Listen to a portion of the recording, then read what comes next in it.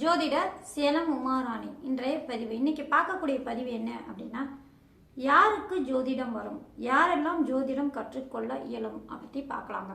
இப்போ ஜோசியம் கற்றுக்கணும், ஜோசியம் ஆர்வமாக கற்றுக்கிட்டு இருக்கேன், என்னால் ஜோசியத்தை கற்றுக்கிட்டு அதை தொழிலாக எடுத்து செய்ய முடியுமா, அது எந்த மாதிரி கிரக அமைப்பு இருந்தால் அவங்களால ஜோதிடத்தை கற்றுக்க முடியும், ஜோதிடத்தை கற்றுக்கிட்டு அதை தொழிலாக செய்ய முடியும் அப்படின்னு இந்த பதிவில் விரிவாக பார்க்கலாங்க. இப்போ ஜோதிடம் அப்படின்னு எடுத்துட்டா வாக்கு சொல்லணும் இல்லைங்களா. அதுக்கு மெயினாக அவங்களுடைய ஜாதகத்தில் லக்னத்துக்கு 2ஆம் அதிபதி வாக்கு ஸ்தானாதிபதி. அந்த 2ஆம் அதிபதி எந்த நிலையில் இருக்காங்கன்னு பாருங்க. அவங்க வாக்கு ஸ்தானாதிபதியான 2ஆம் இடத்து அதிபதி நல்ல பலமாக இருக்கணுங்க. சரிங்களா. ஒருத்தருக்கு நம்ம வாக்கு சொல்லணும், ஜாதகம் பார்த்து வாக்கு சொல்லணும் அப்படின்னா சொல்லக்கூடிய வார்த்தையும் வலுவாக இருக்கணும், கரெக்டாக பலன் எடுத்து நிர்ணயம் பண்ணி நாம் அவங்களுக்கு சொல்லணும் இல்லைங்களா. அதுக்கு மெயினாக லக்னத்துக்கு 2ஆம் இடத்த அதிபதி வலுவாக இருக்கணும். இப்போ வலுவாக இருக்கணும் அப்படின்னா வாக்காதிபதி, அதாவது 2ஆம் இடத்த அதிபதி ஆட்சி உச்சம் அல்லது லக்னத்துக்கு திரிகோண ஸ்தானத்தில் பலம் பெற்று இருக்கக்கூடிய அமைப்பு. சரிங்களா. இந்த மாதிரி இருக்கக்கூடிய அமைப்பில் மெயினாக ஆட்சியாக உச்சமாக இருக்கக்கூடிய அமைப்புங்க. சரிங்களா. 2ஆம் அதாவது லக்னத்துக்கு 2ஆம் இடமான வாக்காதிபதி.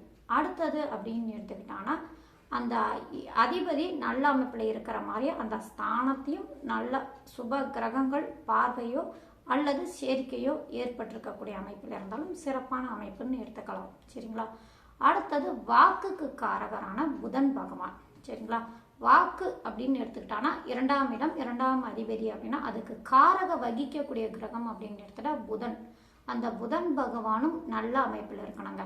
லக்னத்தில் இருந்தால் அவர் திக்பலம் பெறக்கூடிய அமைப்பு, அல்லது வாக்குஸ்தானமான 2ஆம் இடத்துல இருந்தாலும் சரி, அல்லது திருவோண ஸ்தானத்தில் இருந்தாலும் சரி, அல்லது கேந்திர ஸ்தானத்தில் இருந்தாலும் சரிங்க.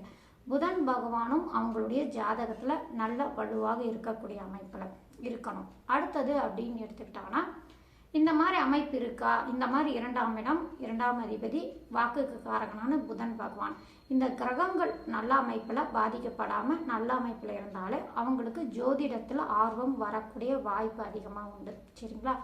அடுத்தது அப்படின்னு எடுத்துக்கிட்டோன்னா ஜோதிடத்தை ஆர்வமாக கற்றுக்கிட்டு அதை தொழிலாக நம்ம எடுத்து செய்யணுங்க. இப்போ அதை தொழிலாக செய்ய முடியுமா அப்படின்னா, ஏன்னா ஒரு சிலர் பாருங்கள் ஜோதிடத்தை ஆர்வமாக கற்றுக்கிட்டாலும் அவங்களால பலன் சொல்ல முடிய மாட்டேங்குது. அந்த ஜாதக நோட்டை பிரித்தாலே ஜாதகம் பலன் நிர்ணயம் பண்ண முடியல. என்கிட்டயே எத்தனையோ பேர் சொல்லியிருக்காங்க, நான் ரொம்ப வருஷமாக ஜோசியம் கற்றுக்கிட்டு இருக்காங்க, ஆர்வலராக இருக்கேன், ஜோதிடம் பற்றி நீங்கள் சொல்லும்போது கேட்கும்போது எல்லாம் எனக்கு நல்லா புரியுது, நல்லா நீங்கள் சொல்கிறது அர்த்தம் எனக்கு புரிஞ்சாலும் நான் எத்தனையோ புக்கு வாங்கி படிக்கிறேன், இதெல்லாம் எத்தனையோ விவரம் சொல்கிறாங்க, ஆனால் தனிப்பட்ட மூலமாக அந்த ஜாதகத்தை எடுத்து நாம் பார்க்கும்போது அந்த சொல்லு நான் அதை என்ன சொல்லலாம், என்ன நிர்ணயம் பண்ணி சொல்லலாம் அப்படின்னு தடுமாறுது, என்னால் பலன் நிர்ணயம் பண்ண முடியல, அந்த கண்ணுக்கு எனக்கு தெரிய மாட்டேங்குது, எது எங்கே எப்படி சொல்லணும்னு தெரிய மாட்டேங்குது, இப்படியெல்லாம் சொல்கிறாங்க. இந்த மாதிரி சொல்கிறாங்க அப்படின்னா அவங்களால கற்றுக்க முடியுது, பார்க்கும்போது அவங்க ஜாதக நோட்டு பிரிக்கும்போது கண்ணுக்கு தெரியல, இந்த மாதிரி சொல்கிறாங்க அப்படின்னா தொழிலாக என்னால் எடுத்து செய்ய முடியல, இந்த மாதிரி சொல்கிறாங்க அப்படின்னா அவங்களுக்கு மேற்கொண்டு கிரக அமைப்புலாம் இருந்தால் தாங்க அவங்களால ஜோசியத்தை கற்றுக்கிட்டாலும் அதை தொழிலாக எடுத்து செய்ய முடியும், அதிலிருந்து நம்மளால் சம்பாதிக்கவும் முடியக்கூடிய அமைப்பு. அது எப்படி இருக்கும் அப்படின்னா, இது நான் இப்போ சொன்னேன் இல்லைங்களா, லக்னத்துக்கு 2ஆம் இடம் 2ஆம் அதிபதி புதன், இவங்கள இந்த மாதிரி அமைப்பிலே இருக்கணும். அடுத்தது அப்படின்னு எடுத்துக்கிட்டான்னா லக்னத்துக்கு 10ஆம் அதிபதி ஜீவனஸ்தானாதிபதி தொழில் ஸ்தானாதிபதி அப்படின்னு சொல்லக்கூடிய 10ஆம் அதிபதியுடைய நிலையை பார்க்கணுங்க. அந்த 10ஆம் அதிபதியும் நல்லா பலம் பெற்று 2ஆம் அதிபதியோட சம்பந்தம் பெற்றிருக்கணும். அதாவது 2ஆம் அதிபதியோட 10ஆம் அதிபதியான ஜீவனஸ்தானாதிபதி இணைவு பார்வை சாரம் அல்லது ஒருவருக்கொருவர் பார்த்து கொள்ள அமைப்பு, ஏதாவது ஒரு விதத்தில் பரிவர்த்தனை அமைப்போ, இந்த மாதிரி ஏதாவது ஒரு விதத்தில் 2ஆம் அதிபதியும் 10ஆம் அதிபதியும் சம்பந்தம் பெற்றிருக்கணும், ஏதாவது ஒரு விதத்தில் இந்த அமைப்பில் இருக்கணும்.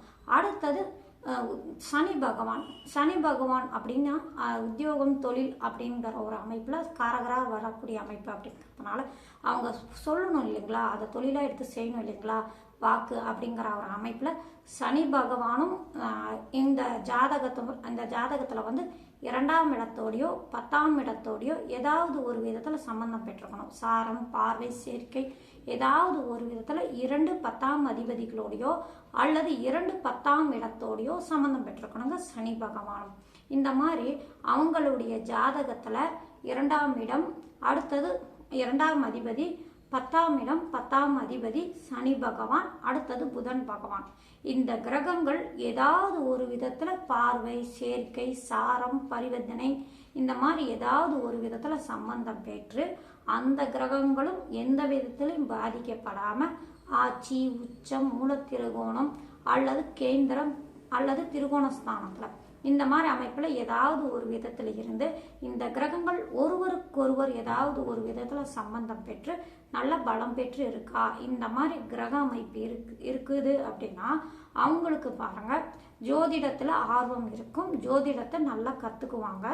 நல்லா கற்றுக்கிட்டு அதை தொழிலாக எடுத்து செய்யணும்னா சனி பகவானும் 10ஆம் அதிபதியும் அவங்களுடைய ஜாதகத்தில் இப்போ நான் சொன்ன மாதிரி அமைப்பில் இருந்து அவங்களுக்கு அவங்க சம்மந்தப்பட்ட திசை அந்த காலகட்டங்களில் நடக்குது அப்படின்னா அவங்க தான் பாருங்கள் ஜோதிடத்தை ஆர்வமாக கற்றுக்கிட்டு அது தொழிலாகவும் எடுத்து செஞ்சுட்டு வருவாங்க. சரிங்களா? அப்போ எந்த திசை அந்த காலகட்டத்தில் நடக்கும் அப்படின்னு எடுத்துக்கிட்டாங்கன்னா 2ஆம் அதிபதியுடைய திசையோ அல்லது புதன் பகவானுடைய திசையோ அல்லது சனி பகவானுடைய திசையோ அல்லது 10ஆம் அதிபதியுடைய திசையோ இந்த மாதிரி ஏதாவது சம்மந்தப்பட்ட திசைகள் நடக்கணும். அல்லது இவங்கெல்லாம் நல்ல அமைப்பில் இருந்து அவங்களுக்கு லக்னாதிபதியுடைய திசை நடந்தாலும் சரிங்க. லக்னாதிபதி இதே மாதிரி ஏதாவது ஒரு விதத்தில் 2 10 சனி பகவான், புதன் பகவான் ஏதாவது ஒரு விதத்தில் சாரம், பார்வை அவங்களது இவங்க அல்லது இந்த கிரகங்கள் லக்னாதிபதியை பார்த்தாலும் சரிங்க. இந்த மாதிரி அமைப்பில் இருந்து லக்னாதிபதியுடைய திசை நடந்தாலும் அவங்களுக்கு ஜோதிடம் நல்லா கற்றுக்கிட்டு அதை தொழிலாக எடுத்து அவங்க செய்யக்கூடிய வாய்ப்பு உண்டுங்க. இந்த கிரக அமைப்பெல்லாம் அவங்களுக்கு இருந்தால் தான் ஜோதிடத்தில் ஆர்வம் வரும், ஜோதிடத்தை எடுத்து கற்றுக்கவும் முடியும், ஜோதிடத்தை எடுத்து தொழிலாக செஞ்சு சம்பாதிக்கவும் முடியுங்க.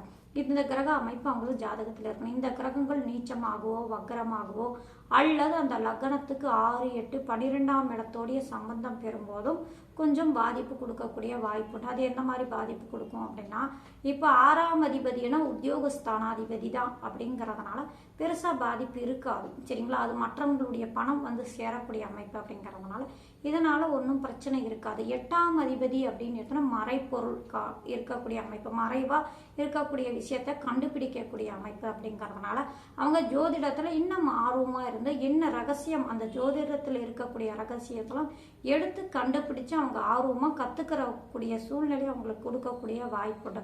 12ஆம் இடம் அப்படிங்கிறதுனால விரயஸ்தானம் அப்படிங்கிறதுனால அது கொஞ்சம் பிரச்சனையை பாதிப்பு தரக்கூடிய அமைப்பெல்லாம் இருக்கும். இருந்தாலும் இந்த கிரகங்கள் சம்பந்தம் பெற்றாலும் ஓரளவு அவங்க ஜோதிடத்தை கற்றுக்கிட்டு தொழிலாக செய்யக்கூடிய வாய்ப்பும் இருக்கும். ஆனால் அந்த கிரகங்கள் சம்மந்தப்பட்ட திசை வரக்கூடாது. அதாவது 6ஆம் அதிபதியுடைய திசை, 8ஆம் அதிபதியுடைய திசை, 12ஆம் அதிபதியுடைய திசை நடக்குது அப்படின்னா அவங்க ஜோதிடத்தை ஆர்வமாக கற்றுக்குவாங்க. ஆனால் எடுத்து தொழிலாக செய்கிறது ரொம்ப சிரமமாக போயிடும். கரெக்டாக ஒரே மாதிரி அவங்களால உட்காந்து அந்த ஜோதிடத்தை அவங்க எடுத்து சொல்ல முடியாத சூழ்நிலை ஏற்பட்டுருங்க. ஆனால் இந்த நான் சொன்னேன் இல்லைங்களா, 2ஆம் அதிபதியுடைய திசையோ அல்லது புதன் பகவானுடைய திசையோ அல்லது 10ஆம் அதிபதி சனி பகவான் இவங்க சம்மந்தப்பட்ட திசை, லக்னாதிபதி சம்மந்தப்பட்ட திசை, இந்த மாதிரி இவங்க சம்மந்தப்பட்ட திசை வருது அப்படின்னா அடுத்தடுத்து வருது அப்படின்னா இப்போ 6 8 12ஆம் அதிபதிகள் ஏதாவது ஒரு விதத்தில் இந்த கிரகத்தோட சம்பந்தம் பெற்றிருந்தாலும் சரிங்க, கொஞ்சம் பிரச்சனை, தடை, தாமதம் ஏற்பட்டாலும் அது அவங்கள தொழிலால் கொஞ்சம் தொழில் செய்யக்கூடிய வாய்ப்பு உங்களுக்கு வரக்கூடிய வாய்ப்பு உண்டு. சரிங்களா? இப்போ அவங்க ஜோதிடத்தை தொழிலாக எடுத்து செய்யணும் அப்படின்னா அந்த லக்னத்துக்கு 2ஆம் அதிபதி பலம் பெற்று இருக்கணும், 10ஆம் அதிபதியோடு 2ஆம் அதிபதி சம்பந்தம் பெற்றிருக்கணும், சனி பகவானும் புதன் பகவானும் இந்த 2 10ஆம் அதிபதியோடு அல்லது அந்த ஸ்தானத்தோடையாவது சம்பந்தம் பெற்றிருக்கணும்.